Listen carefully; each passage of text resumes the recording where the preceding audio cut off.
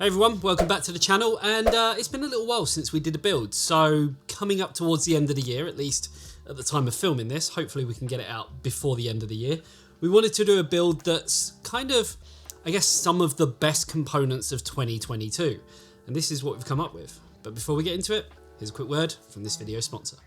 Hello mate, you alright? Yeah, just got all the bits from my banging new gaming PC. Just got to put it together. It's going to be so much better than yours. Oh, right. What did you get then? The latest Intel 12th gen processor, a feature-packed motherboard, and 32 gig of DDR4 memory. See? Miles ahead of yours. You realise that board needs DDR5 memory, don't you? Don't tell me you went and bought the wrong stuff. DDR4 is so 2014. I can't believe you was that stupid. What? No, you're joking. What should I get then? For me, I'd be looking at Corsair's newest Vengeance DDR5 kits, or if you're wanting that all-important RGB, then go for the Dominator Platinum RGB. Oh, you are a lifesaver, thanks, but where can I find out more? By clicking the link in the description below, of course. And you call me the stupid one. Okay, so I know there's been a lot of products that have launched in 2022 from AMD, Intel, Nvidia.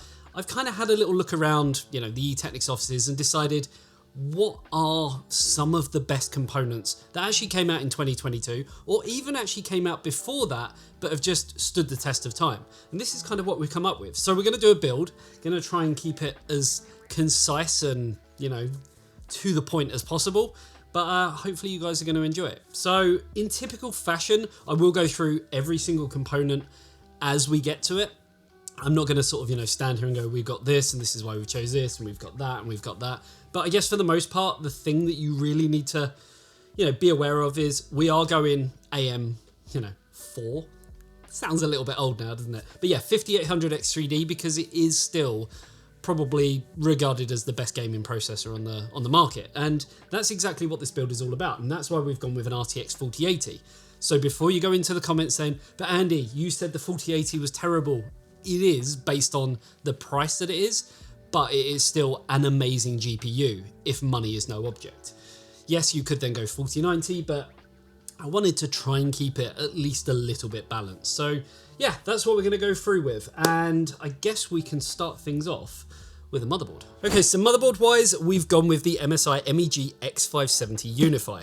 The reason is I wanted to go high end, at least for this platform. I didn't want to go stupid money like the Godlike, which I admit I use in my own build at home and it is absolutely amazing, but it is also very, very expensive. Whereas the Unify has the majority of those features, but kind of keeps the pricing a little bit more considerate, at least, in terms of high end.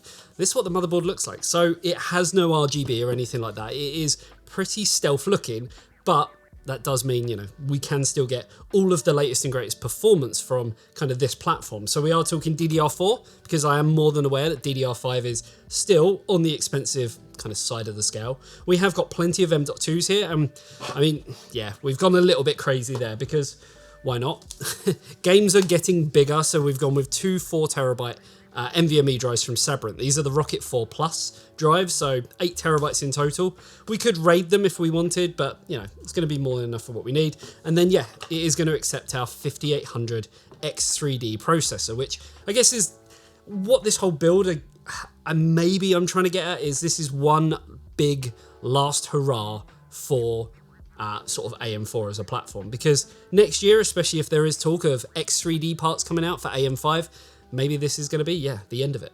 Okay, so yes, I did say I'm trying to, I guess, build a balanced system, but yeah, games are becoming more and more sort of, bigger in file size, especially with the likes of, Call of Duty and Warzone and things like that.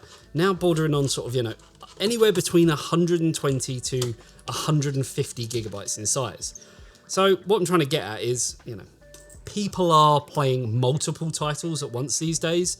So it just makes sense to have as much storage as you want. But, I'm just giving a general idea as to what this is going to be like and what you're able to do with a system that essentially is still a generation old. Okay, so processor-wise, we are using the 5800 X3D. And really, it's down to one reason and one reason alone, gaming. Because While there are new processors from both AMD and Intel, the 5800X3D with its 3D cache just does amazing in terms of the performance when gaming. Okay, so memory-wise, we've gone with Thermaltake Tough RAM, and there is a reason we've gone with Thermaltake for the AIO as well as the case and also the power supply. So this is a 16 gig kit, 4400 megahertz. So it's kind of a nice balance of speed as well as capacity. You could go slightly larger, but we all know especially with X570 on the older platform, if you are going to go sort of on a larger capacity, maybe even 4 sticks, you might struggle with getting those faster speeds at the same time. Okay, so time to talk about the case. And this is, I guess, a revision of an already, really good selling case. So this is the P3 TG Pro. TG because it has got tempered glass, which actually sits on these 4 mounts. Now, when you first get this, it does come kind of disassembled, so you do have to put everything together, but you do get some freedom and some choice in kind of how you do things, because you do get rubber feet. So if you wanted to, you could actually lay this whole case down and have it kind of sitting on your desk, though I do fear it would take up quite a lot of space on your desk, so you would have to make sure you've got plenty of room. I guess for most people, they're going to keep it in this kind of vertical orientation, and then you get choices there. So you can have either your GPU sitting this way, or you can have it sitting sort of upright, which, is perfectly kind of, I'd say that is the better way to go, because it's going to be more like a showcase. But if you did want to go the other way, then you do get things to actually, mount and hold things up. If you wanted to go water cooling, or, even just using an AIO, you have got the bracket here for, plenty of either fans or radiators. And then you've got this one at the front.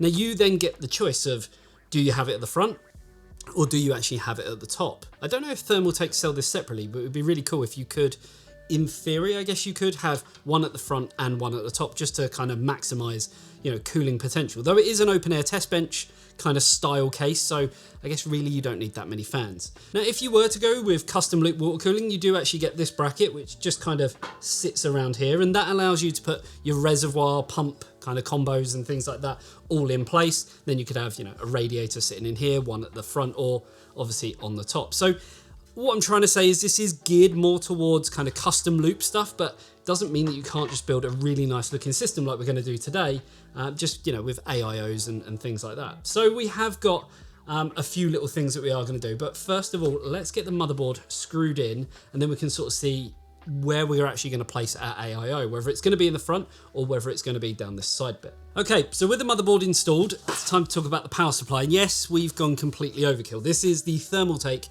GF3 1350 watt power supply. It's 80 plus gold, but it is 1350 watt. It's ATX3 compatible, and it has the PCI Express Gen 5 connector. And that's really the reason why I went with it. I didn't sort of, plan on having a 1350 watt power supply, because we are only using an RTX 4080 and a 5800 X3D. If we were using maybe a 13900K or KS and an RTX 4090, then yes, I'd be looking at using something like this. But because it's got that connector, I'm all about the looks and the aesthetics and things like that. So I wanted to go, just a little bit better there. Now, when it comes to actually installing this into the case, we're going to have the fan facing downwards, so it gets kind of the very best airflow. But they do actually include this bracket, which goes on, and then what you do is actually install it into the case. So this actually screws through to the side of the case, and then depending on if you want this either this way or this way, you get different brackets. So this bracket will actually sit underneath kind of where your graphics card is going to go, and just help support the power supply. Whereas if you wanted it the other way, then yeah, use a different bracket, which does come included, and you just put that in instead. So once you've got the bracket installed on the power supply, it's just a matter of kind of offering it up, and then there are 2 screw holes, which you can just screw the bracket into place. Okay, so once that's in, you can then get the other bracket, which just slides along like that, and then there's just 3 screws that need to go in. The first one is just into the top where your graphics card and other expansion cards would be, just to kind of hold it into place so that you're not squashing the power supply. Then there's another screw as well as a thumb screw which hold it in from the other side. Okay, so in terms of cables, we have got our 24 pin, which we're going to poke through here. Obviously you could go custom cables if you want, but these cables as part of the GF3 are actually really nice because they are completely flat even on the 24 pin, so it does make kind of cable management much easier to do. Obviously at the top we have got a 2 sets of 8 pins. So for this particular one we are going to use the double 4 pin pushed together for one of the 8 pins, which is going to be on this side. And then we have our sort of native 8 pin, which is going to go on this side. Now obviously you don't have to install both of them, but if you are planning on sort of, you know, pushing your processor, which we aren't because we are using a 5800X3D, but if you are looking at pushing your processor, then yeah, that might be the way to go. Now we have got the native sort of 600 watt NVIDIA 12VH PWR cable, worst name ever, but we have got that, which is native.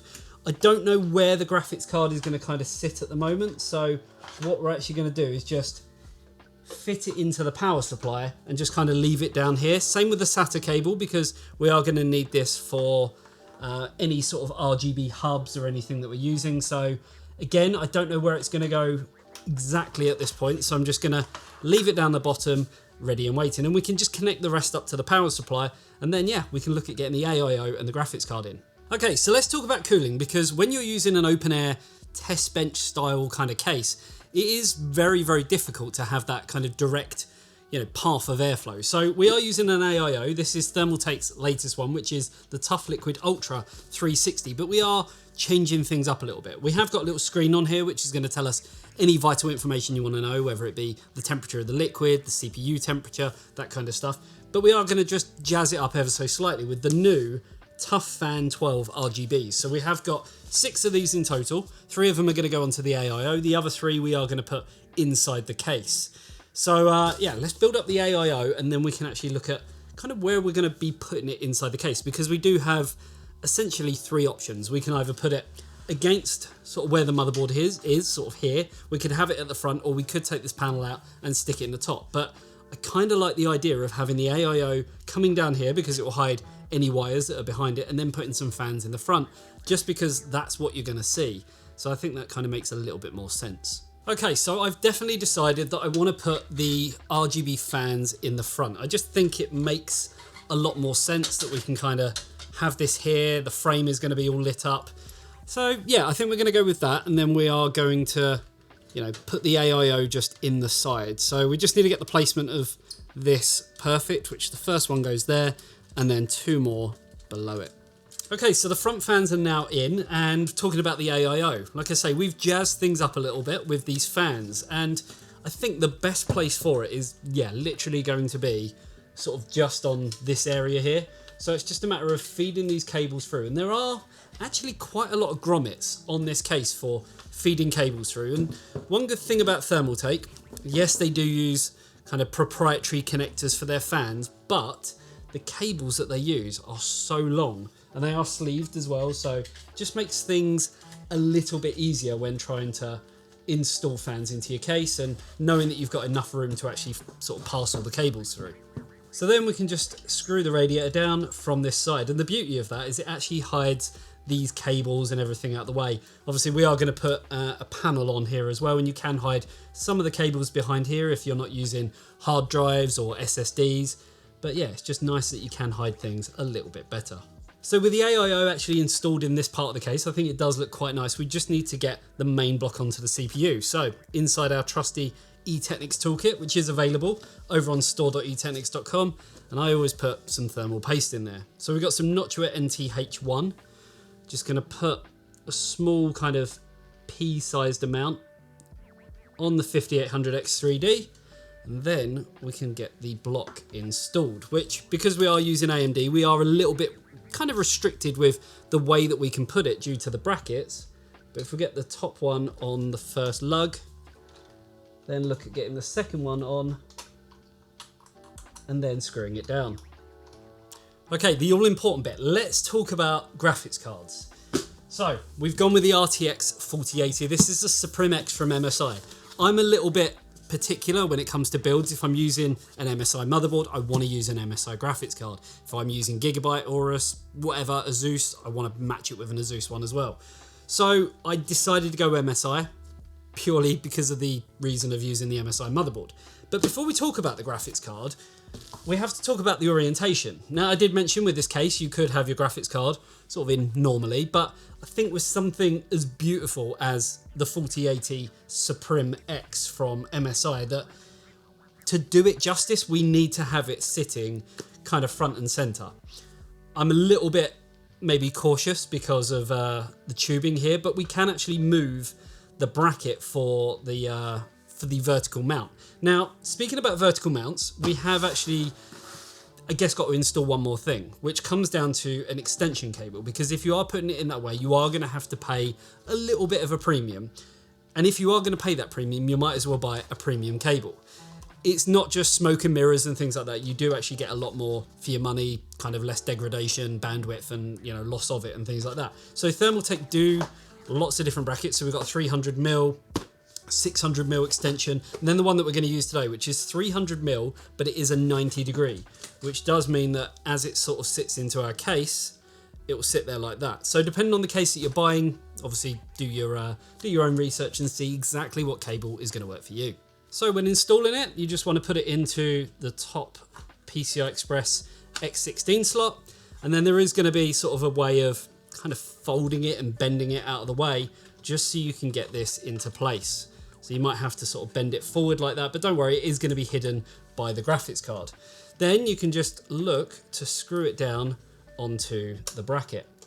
So this is the RTX 4080 Supreme X. I've got to admit, I've been a massive fan of the Supreme X models since they kind of first came onto the scene, which I think, yeah, was the 30 series. They didn't have it on the 20 series, but it was a huge step up from kind of any other range that they had before. I like the Gaming X trios and the Gaming Z trios, but Supreme X, just, yeah, complete different level. God tier, you could sort of say. I mean, come on, this kind of says it all. It just looks premium. It's a chunky boy, I will admit. It is extremely thick, but for a very good reason. Cooling performance is amazing.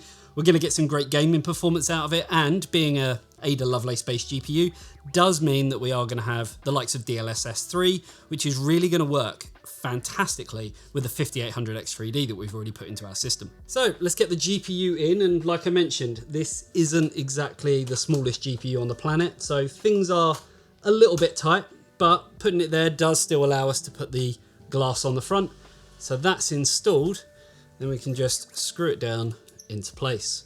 So we are, by the looks of it, complete. Yes, we could put the glass on, but it plays havoc with the camera and reflection. So we will put up some glam shots anyway, but I want to see how this performs. But first we have to do the moment of truth, and I'm going to warn you, it will sound loud. And it's nothing to do with the Thermaltake fans. It is the wonderful X570 chipset fan. So if we turn it on, straight away you can hear it, and because we have no operating system on here at the moment, it is just going to sound like that for now until we go into the BIOS or go into the sort of settings of the motherboard and just tweak them about a little bit and just tell it to calm down just a little bit. But let's talk about the build in terms of the RGB. I think it works. Obviously we do have a subtle amount of RGB on the memory itself. We do have some RGB on the graphics card. We do get full control over stuff as well. And then the fans, I've got to be honest, I wasn't too sure about whether they were going to work because it's only the frame that's RGB, but I really think it works. So let me know what you think in the comments section below. For now, because it is noisy, I'm going to turn it down. I'm going to turn it off, sorry. We are going to install Windows on here, play a few games and see exactly how it performs, because 5800X3D, 4400 megahertz memory and an RTX 4080. I'm only expecting amazing things. First game we have is Call of Duty Modern Warfare 2 with the inbuilt benchmark. Settings wise, we have it at 4K with everything cranked up to the max with DLSS set to performance. During our runs, we found the FPS sitting predominantly above 140 FPS, and in some cases pushing well in excess of 170 frames per second. During this, the GPU temperature hit the high 50s while remaining very quiet, while the CPU crept into the mid 60 degree area, which is pretty impressive overall. Next up was Cyberpunk 2077, again at 4K using the Ray Tracing Ultra preset, so as high as we can get. This puts DLSS on auto, though DLSS 3 is available, but we decided not to use it. FPS wise, we saw performance pushing well over 80 FPS, which is very impressive considering how demanding this game is. Temperatures were very similar, again with high 50s for the GPU and low to mid 60s for the CPU, while remaining very quiet overall thanks to that mammoth AIO and the Supreme X cooler on the GPU. In F1, we again cranked things to the max at 4K on the ultra high preset with DLSS and frame generation enabled, and saw frame rates pushing 170 FPS and upwards in places, which, considering how much detail is going on with reflections and having to render the distance at such a fast pace, it's pretty mind-blowing overall. Temperatures remain pretty consistent, again with the GPU remaining under 60 degrees and the CPU just over, and with the whole system staying quiet throughout. Lastly, in Spider-Man at 4K with maximum settings and the latest DLSS 3 with frame generation turned on, and we were easily getting frame rates above 130 FPS, with some points pushing closer to 150 FPS. The GPU temperature remained a little lower in the low 50s, with the CPU temp sitting between low and mid 60s, again with such low fan speeds that the system as a whole was barely audible. So there we have it, game performance was pretty much as you'd expect. A 5800X3D with an RTX 4080. I mean, it's never going to be bad, is it? And I think it's safe to say the build itself came out looking absolutely amazing. I didn't really have any direction as to where this was going other than this was the case. I knew I was going to go MSI. That was kind of about it. But then adding in the RGB fans, even though there's kind of no RGB on the motherboard, I feel like it kind of works because all the RGB is kind of down this end, or there is, you know, a little bit, if you want to, on the graphics card, you can turn RGB on there. We've actually got it off at the moment, but it's just a matter of going into the MSI center and changing it through there. If you want to change the lighting effects on any of the Thermaltake stuff, or even configure the screen on the AIO, then yeah, it's just a matter of using the TT RGB Plus software, or you can actually use the Neon Maker and kind of come up with weird and wonderful effects. But being kind of restricted with time, yeah, that's a rabbit hole that I really didn't want to go down. Now, yes, I know what everyone's going to say. This is, I guess, the best that you can get in terms of AM4. There is really no longevity to it. But I'd like to think with the price of the 5800X3D at the moment and just the AM4 platform still showing that it can, I guess, keep up in the latest games. I say keep up, it's actually a better processor than most processors out there, even ones that are newer. But I just wanted to kind of give, you know, my last respects, I guess, to AM4. I don't know if we'll be doing any more AM4 builds in the future. Probably not, because there is talk of CES, AMD potentially unveiling 7000 X3D parts, which is just going to potentially, I guess, blow the 5800 X3D out the water and just kill AM4 as a platform. As long as the prices of DDR5 keep on coming down, and more importantly, I think the motherboards need to come down. But we will have a lot of kind of motherboard content coming up in the, you know, next few weeks anyway, so you'll be able to see exactly what motherboard's going to be right for you on the new platform, whether it be AMD or Intel. So there we kind of have it, I guess. I don't know what's going to happen to this PC now. It may be used for something in the offices, or it may be obviously taken apart and then kind of reused for, you know, other projects. We have got a few other builds coming in the near future, so make sure you're subscribed for that. And I guess the only other thing I need to say is this build would not have been made possible without the eTeknix PC Maintenance Toolkit, which you can get over on store.eteknix.com. And if you are a Patreon, of which the link is down below, where you get a ton of exclusive benefits, including behind the scenes content, super secret access to a special area on our Discord, and our bi-weekly game nights, you actually get 10% off anything on the merch store. So definitely check that one out as well. There you have it. Hopefully you enjoyed this video. If you did, a like and a sub to the channel would be amazing. And if this was your build, would there be anything you'd potentially change? Would you have gone for something maybe newer on the CPU and motherboard? Would you have changed out the 4080 maybe for a 7900 XTX? We will have a build coming up soon with those exact parts in it, so definitely make sure you're tuned in for that. There you have it, guys. I'll see you in the next one. See you later. Bye bye.